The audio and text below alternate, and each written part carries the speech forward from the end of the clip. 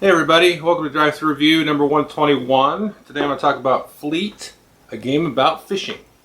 So this was a Kickstarter game that I actually backed, and I still got a review copy, so that's awesome. So I'll be giving my other copy that I get to somebody else to review, so that'll be fun. So it's a game about fishing, which is one of the reasons I backed it on Kickstarter, because I don't know any other games about fishing. It's like hardcore fishing with the fleet of boats. Plays 2 to 4 players. It's a card game. It's also kind of an auction game. Kind of is kind of selling it short. It is an auction game, but it's sort of an interesting melding of auction and hand management. You know, trying to figure out what to do with your cards, because the cards are dual purpose. You can use them as money. You can use them as boats. You can use them as captains. All kinds of good stuff. So let's talk about how it works, and then I'll come back and tell you more what I think. Okay, let's take a look at what I think you will get in the box.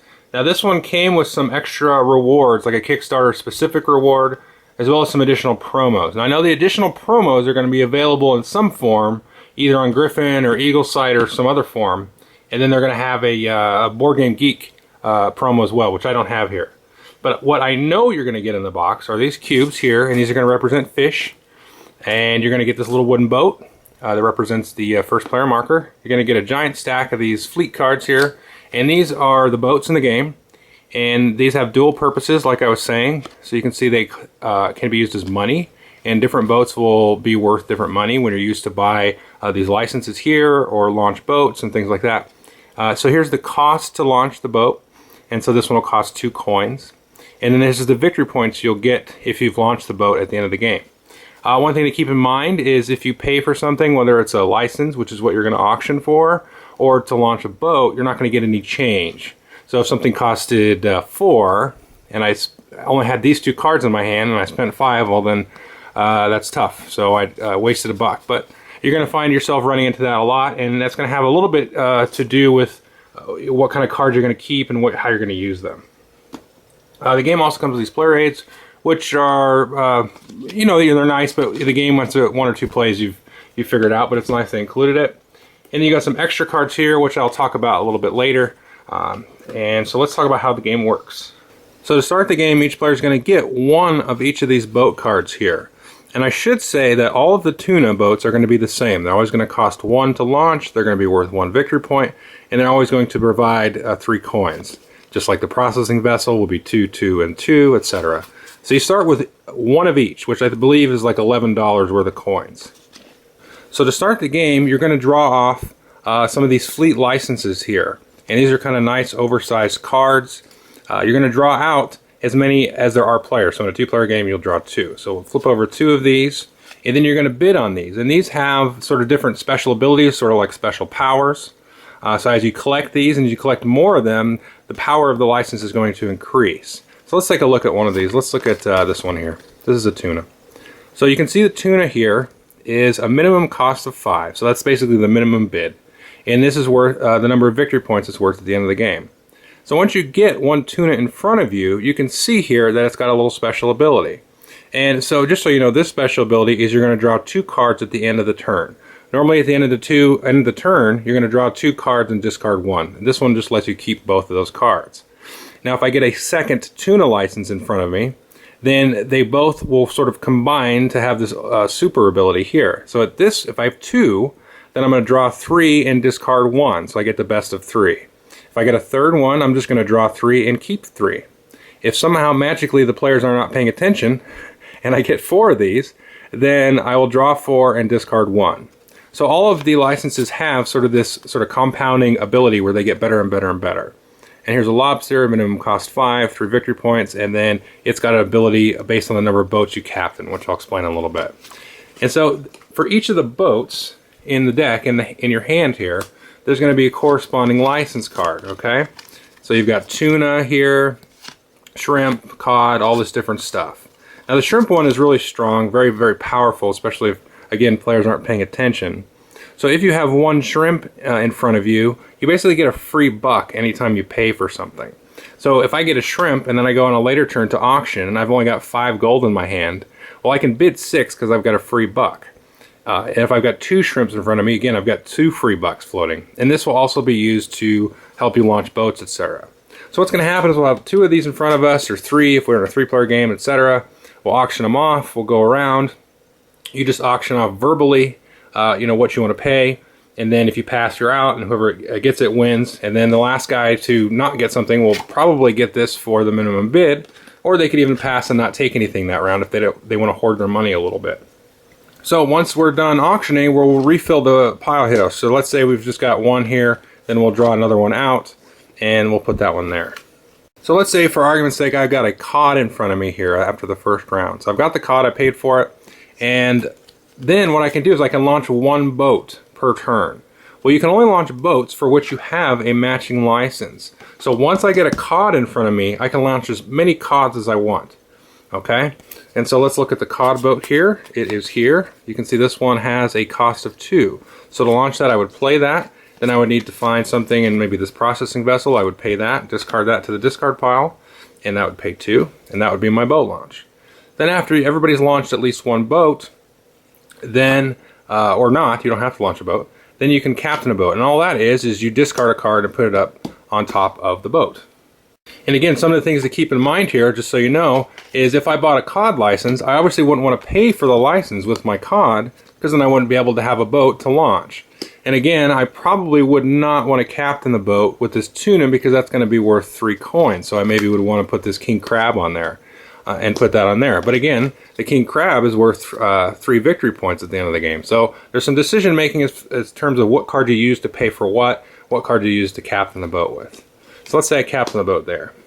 Then at the end of the higher captain phase, let's say I've got 2 boats out here, then you're going to get a fish for each captain boat. So I just take one of these cubes and put them on the boat, and that's it. Each boat with a captain collects a fish. Now you can have at most 4 fish on a boat. And at the end of the game, these are going to be worth 1 point each.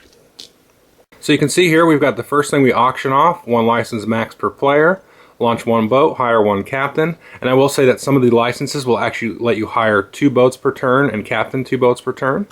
And then we're going to fish. And then we're going to do a process and trade. So let me go into that. So there is a somewhat special license here called a processing vessel. Once you have a license like this, what you can do with this is, let's put this in front of me, is I can go through and once per boat, I can remove a cube off of the boat and put it on the processing vessel. Now once it's on the processing vessel, it's no longer worth a point, but these are now worth $1 or $1 or a gold coin. So what you can now do, now that these are on here, is when you go to pay for something, then you can discard these and they can be counted for, you know, launching boats and buying stuff at auction. However, when you discard these fish, they don't go back into the general supply. They're going to go off somewhere else and be discarded out of the game because there's a limited supply of fish. So the other thing that you can do, first you're going to process. You can go 1 cube per boat, and then once per turn, you can discard one of these and draw a card. Well, let's take a look at that. So if we look here, if you have 1 processing vessel, once per turn you can take a cube, throw it away, and then you can draw 1 card. If you have 2 processing vessel licenses, you can discard discard 1 cube and get 2 cards. And then you can see if you have 3 licenses, you can discard a cube for 3 cards. So once per turn, you can discard 1 cube off of here. Okay, now the thing that has confused multiple people I've played this with is they think it has to do with the number of boats. It's not. It's the number of licenses that have to be in front of you, not the number of boats. The only correlation between the license and the boats is the license lets you launch boats like that so you can start collecting fish. And so just so you know, you can also collect fish with a processing vessel. Somewhat thematically counterintuitive, but it makes sense. Boats are for catching fish, and licenses are for using cool special powers. So after you've processed any cubes on any of your boats, if you've got a processing vessel and then possibly traded 1 off of there, then you're going to draw 2 and keep 1 to end the turn. And then I'll show you some of the end game licenses here, and these are just straight up points. Like this one is a minimum cost of 10, and then you just get straight up 10 points for it for the pub. There's 3 of these. And there's 3 different of these king crabs here. And again, a minimum cost of 10 with a minimum victory points of 5, but then a little effect here. So for each captain boat, you get a victory point up to a max of 10. So there's a couple other king crabs out here that will give you sort of end game bonuses. And that's the game. You're basically going to play until you run out of fish, or you run out of licenses here and you can't refill the license row completely. And I just want to show you here some of the other stuff you're going to get.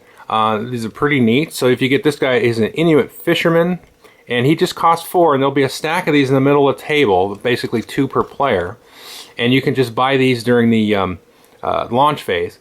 And it costs 4, and he comes out, and he doesn't need a captain, and he starts catching fish, but he's worth 0 victory points. And then you've got this other one here, which is a salty captain, and you can buy for 4, and again, there's 2 per player, and you can put him on a boat instead of a regular captain, and he'll actually catch 2 fish per round, and then you have a maximum of 8 on that boat. And again, you will buy one of these during the captain phase. Now this license here is a Kickstarter exclusive, but I just figured I'll show it to you. It's kind of neat. So it's a salvage yard. You just shuffle these into the license deck. And then instead of launching a boat, what you can do is if I have 1 salvage yard, I can discard a card and then draw cards equal to the money value on there. So I do that instead of launching a boat. And then that ratio again is going to go up the more of these you have. And then finally we have this Nunavut Weather Authority, okay? And this is where this little dice comes in. And you actually replace these pubs with these, and it makes it sort of a little kind of wonky fun thing, I guess. I haven't played with these. But what you do is whoever owns these at the end of the turn, they can roll this die, and if you roll a 1, you have calm seas, there's no effect. If you roll a 2 to a 4, you can remove a cube off of each player's boat, 1 cube off of one of their boats. If you roll a 5, you can remove 2 cubes off of each player's boats, and then if you roll a fleet, or a 6, you roll a fleet there, then you sink one of each player's boats. So I'm not sure how fun that'll be. Actually, my group, we're going to play tomorrow on with it and see how it goes. One guy's really excited. He's like, we got to play with weather. So we're going to do it. So that's pretty much the game. You're going to be auctioning, which is sort of the main chunk of the game, and then be launching boats and, you know, captaining boats and getting fish and trying to build up the sort of combos with these different cards. And that's pretty much the game. Okay, I hope you enjoyed the overview. This is a game that is really kind of grown on me the last few times I played it. So actually the first time I played it with 2, and it was somewhat awful. So it just didn't really work with the auctions. You know, you just have 2 licenses up. You know, you get one, I get the other. You know, why would I try to outbid you or whatever on this stuff? Because you'll get one, I'll get one, I'll just do a different combo. And then I played it a few more times. I played it with 3, played it with 4.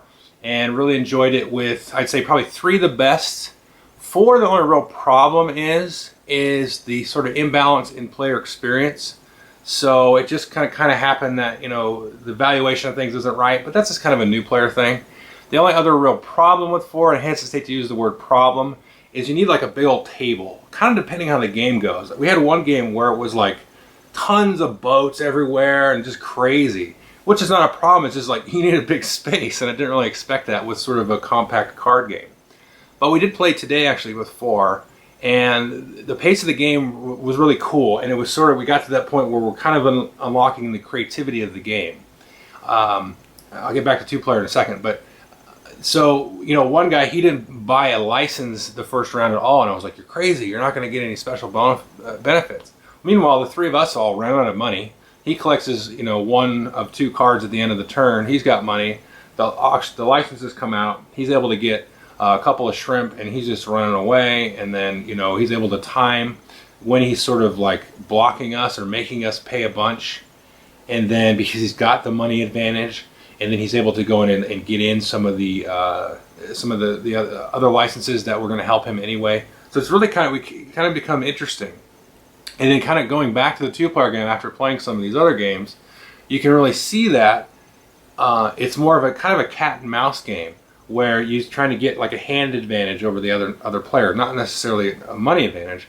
I mean, it is money, but it feels more like a card game. And it's kind of got this, it sits in this nice spot where it's an auction game, but I think people that aren't really a fan of auction games that are more card players will really like this.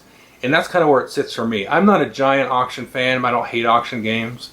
It just really depends on the game. You know, anything that's sort of an economic little train type of thing. I like the auctions in there. I like the sort of the muscling of the money. Using the auction as sort of a bat, you know, on people, or having it used on you as a bat. But this is really kind of weird because it's like an auction game, but it feels more like a card game, where you're just like spending card and, you know, trying to get these extra abilities to get a hand advantage and things like that. So I really like it. I really enjoy this game. It's very different. The theme is obviously very different. The play is very unique, and it's got, I think the base game is fine, but it's also got these extra little tidbits if you want to just kind of throw them in and spice things up. Like the weather, we'll try that. I can't speak on that, but yeah. So we'll try it, and I'm sure it'll be fun because we're at the point where we're enjoying the game anyway. So if the weather isn't quite optimal or whatever, it'll still be fun. It'll just be different. So yeah, definitely check this out. I think it's coming out like now, coming out-ish. So check it out. But don't play it two-player your first time, because I think it's just, you're not going to know what things are worth and what kind of damage things can do, and it just kind of goes boop and just happens.